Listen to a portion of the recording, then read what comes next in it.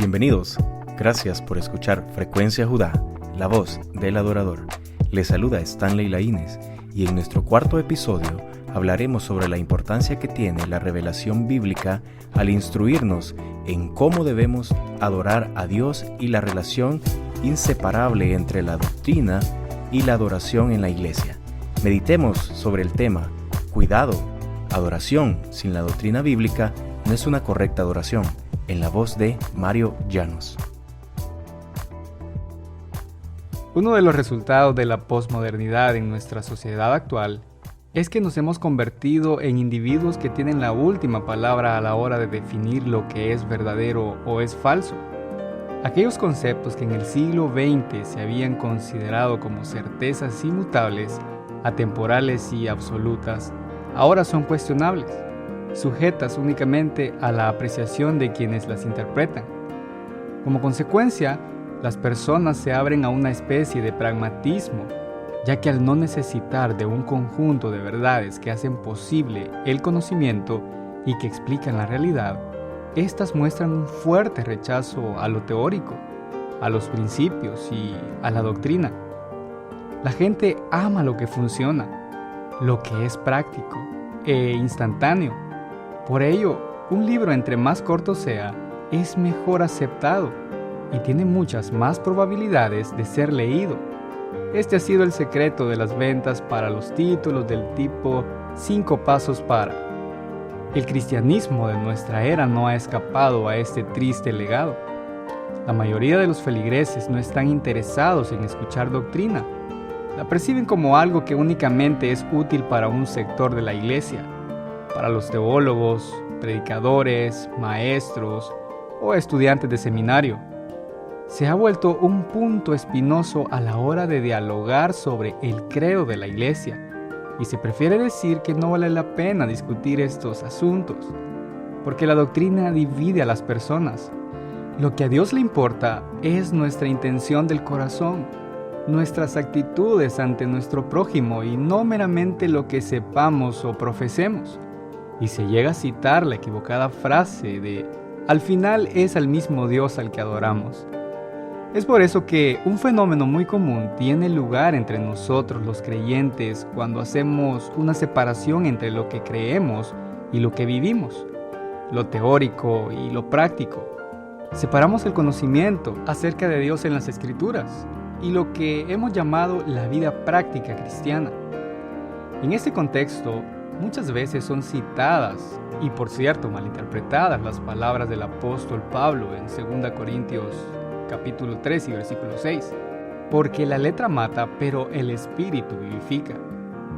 En otras palabras, se sobreenfatiza el cómo vivimos, desestimando la teología y el adquirir conocimiento.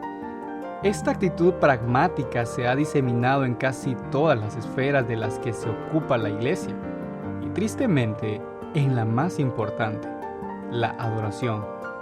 Es lamentable la realidad de muchas iglesias evangélicas donde podemos observar una adoración, si es que así pudiera llamarse, eminentemente sensual, es decir, basada en los sentimientos y emociones de los congregantes, en la experiencia individual mística que cada uno pueda experimentar y no en la palabra de Dios. Vale dejar claro que nosotros como cristianos no podremos rendir una verdadera adoración a Dios basándonos en nuestros sentimientos, intenciones o intuiciones. No es posible, puesto que por definición no puede haber adoración sin teología, que es el conocimiento de Dios. Nunca podremos adorar genuinamente porque en última instancia es Dios quien define la adoración y cómo desea ser adorado. Por tanto, debemos tener mucho cuidado con pretender llevar una adoración sin la correcta teología, porque esa no será una correcta adoración. Tomemos como ejemplo un hecho que encontramos en el Antiguo Testamento, cuando Caín y Abel presentan ofrenda a Dios, que puede interpretarse como un acto de adoración que ellos realizaban, donde es evidente que Dios acepta una ofrenda y rechaza la otra. En el contexto de la adoración, más que darnos una claridad sobre los motivos de aceptación y rechazo, esta historia nos muestra el carácter de Dios frente a la adoración. Ellos no podían adorar como mejor les pareciera, puesto que, si así hubiese sido, Dios habría aceptado la ofrenda de ambos. Pero, ¿qué tiene que ver esto con la doctrina? La respuesta es todo, ya que lo que Dios nos ha revelado en la Escritura es conocimiento acerca de su persona, doctrina pura, conocimiento acerca de sí mismo, lo que desea ser y cómo desea ser adorado.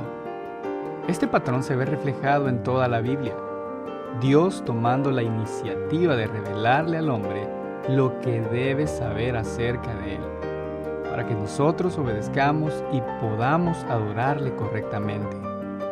Hay un evento que ocurrió en el éxodo del pueblo de Israel. Cuando Moisés recibe las tablas de la ley en el monte Sinaí, Dios les da mandamientos que su pueblo debía cumplir.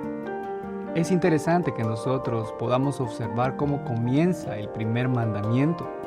A partir del versículo 2 del capítulo 20, Dios dice: Yo soy Jehová tu Dios. No tendrás dioses ajenos delante de mí. Notemos que en la primera parte del versículo Dios está revelando algo acerca de sí mismo, algo sobre su identidad. Yo soy Jehová tu Dios. Eso es conocimiento, doctrina. Y vemos cómo a partir de ese conocimiento el pueblo debe responder, no teniendo dioses delante de él. ¿Estamos comenzando a notar la relación entre la doctrina y la práctica? Ahora bien, ¿qué son en esencia las tablas de la ley? Son doctrina, que deben de guiar la vida de adoración del pueblo. Por eso no podemos pensar que se puede llevar a cabo una práctica de adoración ignorando lo que Dios es y ha establecido. Eso traerá ineludiblemente gravísimas consecuencias. Al parecer esto ha sido olvidado en la iglesia evangélica de hoy. Hemos desconectado el fundamento bíblico de nuestras prácticas congregacionales. En este punto me refiero específicamente a la doctrina y a la adoración.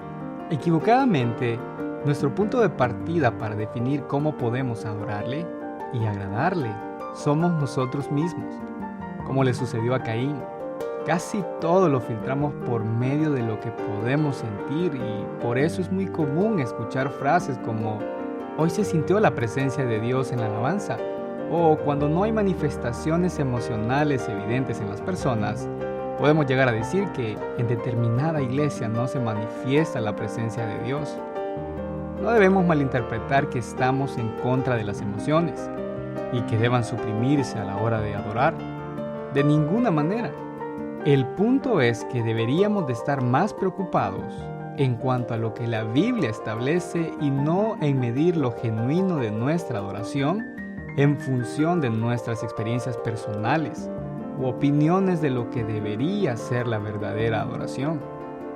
Nunca deberíamos pensar en los conceptos adoración y doctrina como conceptos adversos o que se contraponen, sino al contrario. Debemos tener claro que la adoración que tributamos a Dios es el resultado de nuestra teología o conocimiento que tenemos acerca de Él, no basado en nuestras presuposiciones, sino en la revelación de las Escrituras que Él nos ha provisto, dimensionando en todo su valor las palabras citadas en Juan 17:3. Esta es la vida eterna, que te conozcan a ti, el único Dios verdadero, y a Jesucristo, a quien has enviado. Debemos estar dispuestos a entrar en el campo de batalla de las diferentes enseñanzas nacidas en la mente humana, que se han levantado en contra de la verdad bíblica acerca de cómo podemos acercarnos y conocer a Dios, y además cómo debemos adorarle. Mucho se ha difundido por parte de la teología liberal que nuestra adoración a Dios puede estar basada en la experiencia individual y subjetiva de cada persona, que no necesitamos pertenecer a una iglesia o denominación en particular para sentir a Dios en nuestro corazón y adorarle. Hemos llegado a desarrollar aversión por lo ortodoxo o todo lo que pueda parecerse a un cuerpo doctrinal.